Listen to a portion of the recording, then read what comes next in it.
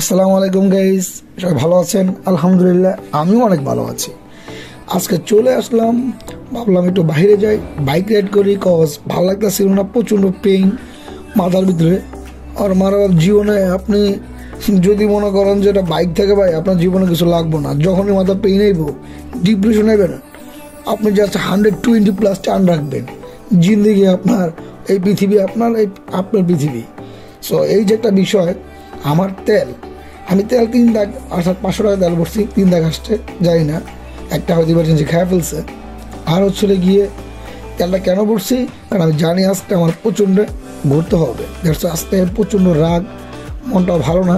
আর আমার দেখা দেখি রাস্তার যে অবস্থা, রাস্তাও দেখে তো মনে হচ্ছে যে ভালো না।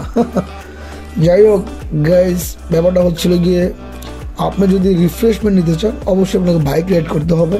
সেটা হচ্ছিল গিয়ে আপনার সেফ জোনে, সেফভাবে সেফ রাইড করতে হবে।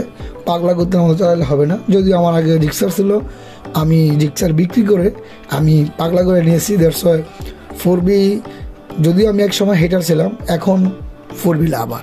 কজ 4B ইঞ্জিনটা ভাই আসলে মাল ভাই, এটা জিনিস একটা ভাই, এটা ভাই জিনিস। আপনি মানেন আর না মানেন, অনেকে বলে ব্রেকিং ভালো না, ওইটা ভালো না, ওইটা ভালো না। ভাই কোনো অ্যাকচুয়ালি আপনি যদি ব্রেকিংয়ে আপনি দুর্বল থাকেন, যে কোনো গাড়ি আপনার দিই না কেন আপনার কাছে ওইটা ওইরকম মনে হবে। দ্যাটস ওয়াই এটা হচ্ছে যে আপনি গাড়ির স্পিডের সাথে আপনাকে একটু ম্যানেজ করে নিতে হবে।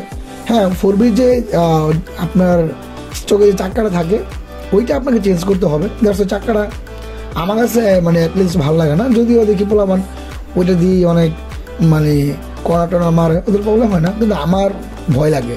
সো আমিও যদিও চেঞ্জ করি নাই, তবে খুব সুন্দর এটা চেঞ্জ করে ফেলবো।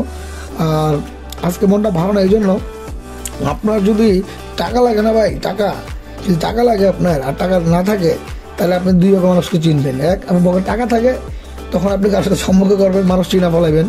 আর টাকাটা থাকবে না তখন কিছু মানুষের সাথে আপনি সম্পর্ক করার চেষ্টা করবেন, তখন আপনি এই আরেকটা মানুষ পাইবেন। তো আপনি খালি পকেটে যারা পাইবেন আর ভরা পকেটে যারা পাইবেন, এই 2 শ্রেণীর লোকের সাথে আপনি কম্পেয়ার করবেন। করার পর হচ্ছে গিয়ে আপনি দেখবেন যে দুইটাই না কোনো না কোনো স্বার্থে আপনার মিল রয়েছে।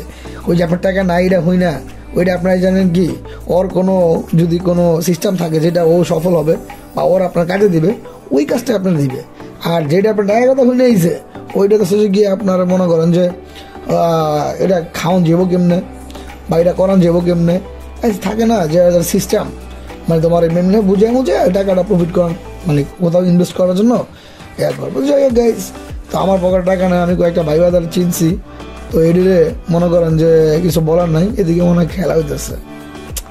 যাই হোক, একটা ভয়ঙ্কর জায়গায় এসে গাইজ, কথা বাড়াবো না, যতটুকু বললাম, টাকার পকেটে রাইখা কারো লাগে সম্পর্ক করেন, আর টাকা না রাইখা আবার কিছু লোকের সম্পর্ক করেন গাইজ। জাস্ট কি রিভিউটা পান এইটা আমাকে লিস্ট, যদি কারো এক্সপিরিয়েন্স থাকে আমাকে কমেন্টে জানাবেন। আর আমি হচ্ছে ব্লগটা বড় করবো না, দেখছি আমার যদি মনটা ভালো লাগতেছে না, আমি একটু সামনে যাবো, 1 কাপ চা খাবো, এরপর হচ্ছে গাইজ নেক্সট ব্লগ আমি আসবো।